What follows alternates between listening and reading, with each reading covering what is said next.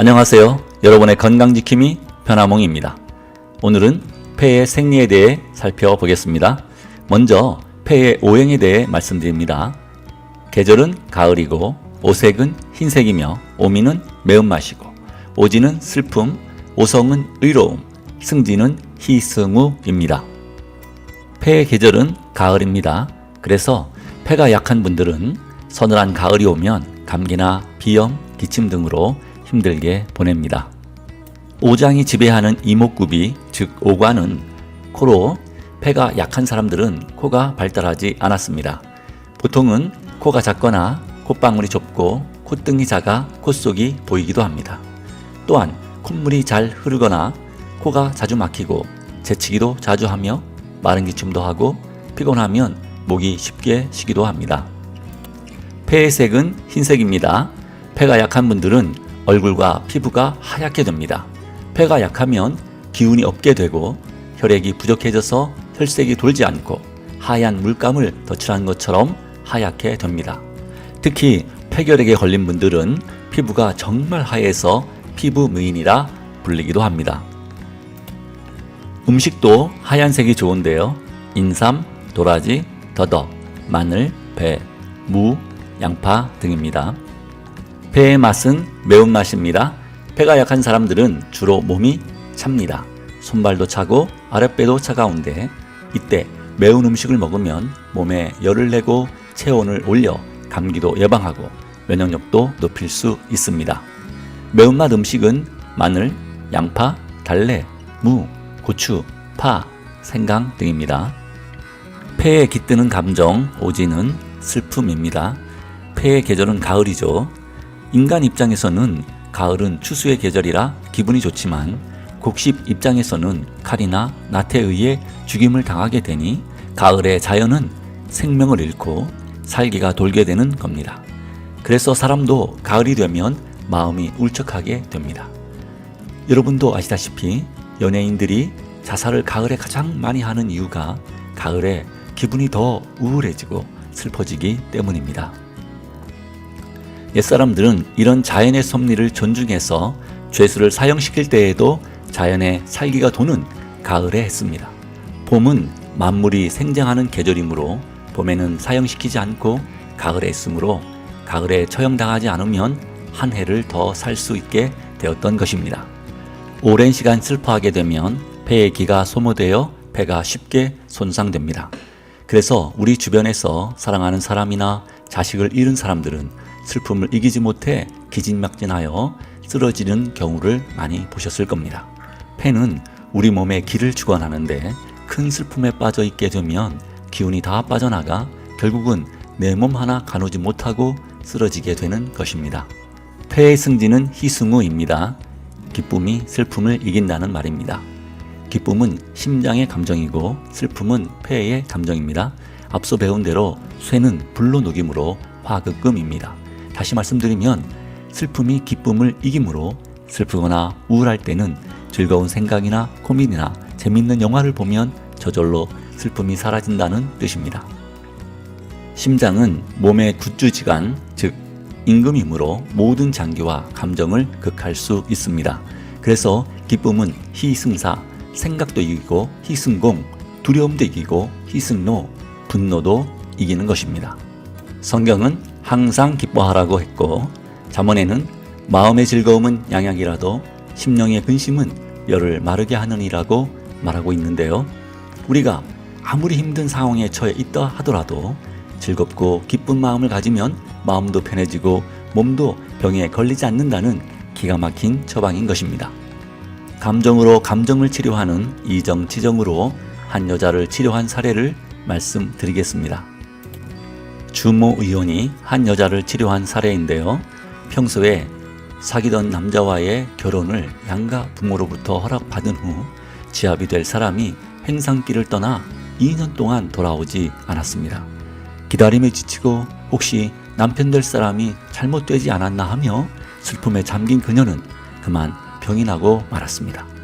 주모 의원은 과도한 사료와 슬픔으로 인해 기가 울결되어 병이 된 것이니 반드시 기쁨을 얻어야 다시는 울결되지 않을 것이다 라고 생각하였습니다. 그래서 거짓으로 그대 곁으로 곧 돌아가겠소 라는 남자의 편지를 환자에게 보내주었습니다.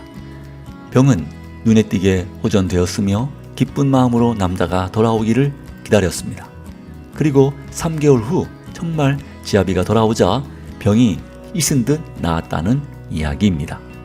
폐에 깃드는 성품인 오성은 의로움입니다. 폐가 강한 사람들은 매우 의로운 사람들입니다. 이들은 불의를 보지 못합니다. 폐가 튼튼한 사람들의 특징은 어깨가 발달했습니다. 폐는 우리 몸의 장기 중 가장 높은 곳에 있으므로 어깨가 잘 발달하여 대개는 목이 굵고 짧습니다. 힘이 세고 목이 짧은 전형적인 사람은 연예인 강호동을 연상하시면 되겠습니다. 또한 폐가 튼튼한 사람들이 음성도 좋고 성량도 풍부한데요. 지금은 작고한 루치아노 파바로티도 어깨와 몸통이 잘 발달하여 목이 굵고 짧은 것을 볼 수 있습니다. 다음은 폐에 좋은 고기인 닭고기에 대해 살펴보겠습니다. 닭고기는 대표적인 흰색 고기입니다. 폐의 색이 흰색이니 닭고기는 폐에 들어가 기운을 나게 합니다. 닭고기는 세계 모든 나라에서 제한 없이 즐겨 먹는 음식입니다. 돼지고기는 이슬람교나 유대교는 먹지 않고 소고기는 힌두교에서 금기 식품입니다. 서양에서도 아이들이 감기에 걸렸을 때 할머니들이 치킨 수프를 끓여 먹였습니다. 닭뼈를 진한 국물로 우려내어 만든 치킨 수프는 감기, 몸살의 특효였습니다. 또한 고급 양식당이나 호텔에서 내놓고 있는 치킨 스톡도 닭살을 발라낸 닭뼈들로 만든 치킨 수프입니다. 동의보감에는 황색의 암탉은 오장을 보익하고 정을 보할 뿐만 아니라 양기를 돕고 소장을 따뜻하게 한다고 하였고, 일화 본초에서는 골수를 늘리며 정을 보하고 양기를 덮는다고 했습니다. 우리나라에서도 사이가 오면 장모가 씨암탉을 잡아 대접한 것은 그만큼 닭이 기운을 나게 하고 정력을 좋게 하기 때문입니다. 닭은 맛이 달고 성질이 따뜻합니다. 소화 흡수력이 높고 허한 것을 보하는 효능이 뛰어나 비위가 약하고 입맛이 없고 야윈데 좋습니다. 몸이 항상 무기력하고 잔병치레가 잦고 아침에 쉽게 일어나지 못할 때 특히 좋습니다. 비장의 기가 허약하여 입맛이 없고 설사를 하며 몸이 부을 때 좋으며 여성의 냉대화나 자궁출혈에도 좋습니다. 특히 닭고기는 다른 육류에 비해 단백질 함량이 높고 소화가 잘 돼 많은 영양이 필요한 임산부에게도 매우 훌륭한 영양식입니다. 닭고기는 고단백 식품입니다. 특히 가슴살의 단백질 함량은 100g당 23.3g에 달하는 반면 지방과 콜레스테롤 함량은 다른 육류에 비해 낮습니다. 그래서 소고기보다 담백하고 소화도 잘 되는 것입니다. 소고기와 돼지고기의 지방은 고기에 골고루 퍼져 있는 데 비해 닭고기의 지방은 껍질 바로 밑에 몰려 있으므로 껍질만 벗기면 지방을 간단히 제거할 수 있습니다. 다이어트를 하고 싶다면 껍질을 벗겨 지방을 제거하고 뜨거운 물에 살짝 데쳐 요리해 드시면 아주 좋습니다. 닭고기가 맛이 있는 것은 글루탐산이 있기 때문이고 필수 아미노산이 풍부하여 두뇌 발달을 도와주고 불포화 지방산이 풍부하여 임산부나 어린이 그리고 노인들에게 좋습니다. 날개엔 콜라겐 성분이 들어있어 아름다움을 추구하고 고운 피부를 원하는 젊은 여성들에게 좋습니다. 콜라겐은 식사만으로는 충분치 않고 자외선과 노화 등에 의해 자연적으로 소실되므로 미용과 건강을 유지하기 위해서는 별도의 섭취가 꼭 필요한데요. 콜라겐이 많이 들어있는 닭고기 날개를 먹는 것은 피부 미용에 아주 좋습니다. 닭하면 우리 민족의 대표 요리인 삼계탕을 빼놓을 수 없습니다. 연계에 황기, 인삼, 마늘, 대추, 찹쌀 등을 넣어 끓여 먹는 것으로 삼복더위에 이열치열하려고 많이 먹었습니다. 더운 성질을 가지고 있는 닭과 더위에 흐르는 땀을 달래주는 황기, 그리고 인삼, 마늘, 찹쌀은 모두 더운 성질의 것으로 기운을 나게 하며 몸을 덮여줍니다. 그래서 더위에 지치고 찬 것을 많이 먹어 속이 냉할 때 아주 탁월한 음식입니다. 그러나 열이 많은 양인 체질은 닭고기가 어울리지 않으며 인삼, 마늘, 찹쌀도 모두 더운 음식으로 맞지 않습니다. 열이 많은 양인들은 음기를 보충해야 하므로 찬 성질이며 음기를 돕는 오리고기를 먹는 것이 좋습니다.